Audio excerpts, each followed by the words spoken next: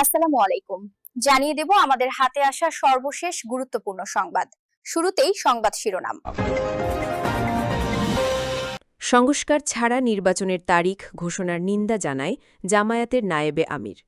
বাংলাদেশ জামায়াতে ইসলামী কেন্দ্রীয় নায়েবে আমির ডা সৈয়দ আবদুল্লাহ মোহাম্মদ তাহের বলেছেন, প্রধান উপদেষ্টা বলেছেন, সংস্কার এবং সাংবিধানিক পরিবর্তন যদি না হয় তাহলে আমরা আবার আগের জায়গায় চলে যাব। আমরা ওনার এই বক্তব্যটিকে সমর্থন করি। এর আগে উনি যে পদক্ষেপ নিয়েছেন, সংস্কার ছাড়া নির্বাচনের তারিখ ঘোষণা, আমরা এর নিন্দা জানাই। আমরা মনে করি এখনও সংস্কারের অনেক সময় রয়েছে। সংস্কারকে আইনি ভিত্তি দিতে হবে এবং সংস্কারের পরেই নির্বাচন। ফেব্রুয়ারিতেই নির্বাচন হবে, কোনো শক্তি বিলম্বিত করতে পারবে না।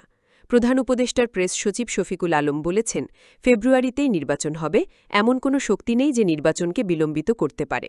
প্রধান উপদেষ্টা যেটা বলেছেন সেই অনুযায়ী নির্বাচন হবে। ফেব্রুয়ারির নির্বাচনে বিএনপি ২৫০টির অধিক আসন পাবে। বিএনপির নির্বাহী কমিটির সদস্য রুহুল কুদ্দুস তালুকদার দুলু বলেছেন, আগামী ফেব্রুয়ারির নির্বাচনে বিএনপি ২৫০টির বেশি আসনে জয়লাভ করবে। এ সম্ভাবনায় ভীত হয়ে কিছু রাজনৈতিক দল নানা ষড়যন্ত্রে লিপ্ত হয়েছে। ভোট জালিয়াতি করে ৩৯৩টি আসন ছিনিয়ে নিয়েছিলেন শেখ মুজিব। ভোট জালিয়াতি করে ৩৯৩টি আসন ছিনিয়ে নিয়েছিলেন শেখ মুজিব বলে মন্তব্য করেছেন জাতীয় নাগরিক পার্টির যুগ্ম আহ্বায়ক সারোয়ার তুষার। এতক্ষণ শুনছিলেন সংবাদ শিরোনাম, এখন বিস্তারিত। বাংলাদেশ জামায়াতে ইসলামী কেন্দ্রীয় নায়েবে আমির ডা সৈয়দ আবদুল্লাহ মোহাম্মদ তাহের বলেছেন, প্রধান উপদেষ্টা বলেছেন, সংস্কার এবং সাংবিধানিক পরিবর্তন যদি না হয় তাহলে আমরা আবার আগের জায়গায় চলে যাব। আমরা ওনার এই বক্তব্যটিকে সমর্থন করি। এর আগে উনি যে পদক্ষেপ নিয়েছেন, সংস্কার ছাড়া নির্বাচনের তারিখ ঘোষণা, আমরা এর নিন্দা জানাই। আমরা মনে করি এখনও সংস্কারের অনেক সময় রয়েছে। সংস্কারকে আইনি ভিত্তি দিতে হবে এবং সংস্কারের পরেই নির্বাচন। শুক্রবার বিকেলে কুমিল্লা স্থানীয় এক মিলনায়তনে ১৪ উপজেলা জামায়াতে আয়োজিত ভিন্ন ধর্মাবলম্বীদের সঙ্গে মতবিনিময় সভায় তিনি একথা বলেন। ডা তাহের বলেন, আমরা বলেছি শুধু পিআর নয়, সংস্কারের ভিত্তিতেও নির্বাচন হতে হবে। সংস্কারকে আইনি ভিত্তি দিতে হবে। কোনো ধরনের সংস্কার পরিবর্তন ছাড়া আমরা যদি আবারও আগের মতো নির্বাচন করি তাহলে আমাদের আবারও আওয়ামী লীগের পচা সময়ে ফিরতে হবে। আমরা এত লড়াই সংগ্রাম তো আবার আওয়ামী লীগের পচা সময়ে ফিরে যাওয়ার জন্য করিনি। চৌথিগ্রাম উপজেলা জামায়াতের আমির মাহফুজুর রহমানের সভাপতিত্বে ও সেক্রেটারি বেলাল হোসাইনের পরিচালনায় এ সময় বক্তব্য রাখেন জামায়াতে ইসলামীর কেন্দ্রীয় শুরা সদস্য ও কুমিল্লা দক্ষিণ জেলা আমির মোহাম্মদ শাহজাহান, সাবেক উপজেলা আমির ভিপি শাহাউদ্দিন, উপজেলা জামায়াতের সহকারী সেক্রেটারি আব্দুর রহিম, জামায়াত নেতা আয়ুব আলী ফারাইজি, জয়নাল আবেদিন পাটোয়ারি ও বিভিন্ন উপজেলা ইউনিয়ন থেকে আগত ভিন্ন ধর্মাবলম্বী সম্প্রদায়ের প্রতিনিধিরা। প্রধান উপদেষ্টার প্রেস সচিব শফিকুল আলম বলেছেন, ফেব্রুয়ারিতেই নির্বাচন হবে, এমন কোনো শক্তি নেই যে নির্বাচনকে বিলম্বিত করতে পারে। প্রধান উপদেষ্টা যেটা বলেছেন সেই অনুযায়ী নির্বাচন হবে।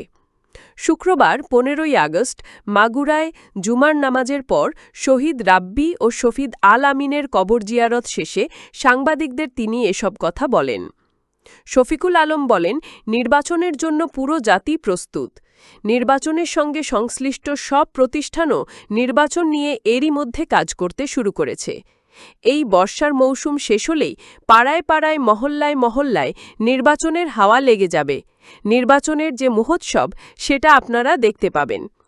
সংস্কারের বিষয়ে তিনি বলেন, জুলাই চার্টার নিয়ে রাজনৈতিক দলগুলোর সঙ্গে কথা বলে সমঝোতার ভিত্তিতে কাজ চলছে। সংস্কার কাজ অব্যাহত আছে ও সংস্কার কাজ দ্রুত এগিয়ে যাচ্ছে, সেটা দৃশ্যমান।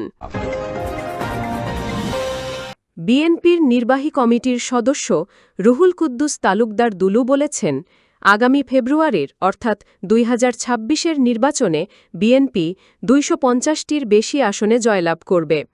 এ সম্ভাবনায় ভীত হয়ে কিছু রাজনৈতিক দল নানা ষড়যন্ত্রে লিপ্ত হয়েছে।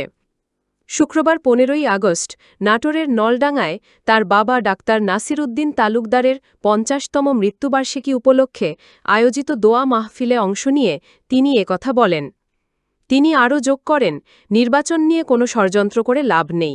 বাংলাদেশের মানুষ বহুদিন ধরে এই নির্বাচনের অপেক্ষায় আছে।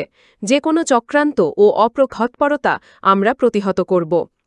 তিনি বলেন, বিএনপির ভারপ্রাপ্ত চেয়ারম্যান তারেক রহমানের সঙ্গে প্রধান উপদেষ্টার পূর্ব আলোচনা অনুযায়ী আগামী ২০২৬ সালের ফেব্রুয়ারিতেই জাতীয় নির্বাচন অনুষ্ঠিত হবে।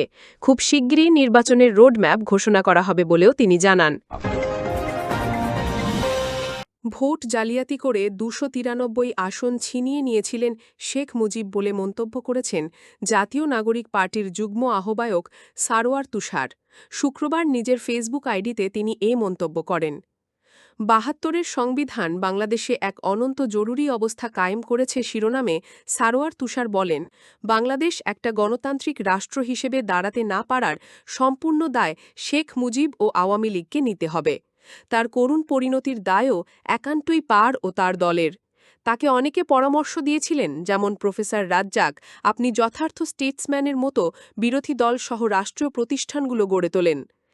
এনসিপির এই নেতা বলেন, শেখ মুজিব এ ধরনের পরামর্শ বিন্দুমাত্র আমলে নেন নাই। ৭৩ সালে ভোট জালিয়াতির মাধ্যমে ২৯৩ আসন ছিনিয়ে নিয়েছিলেন।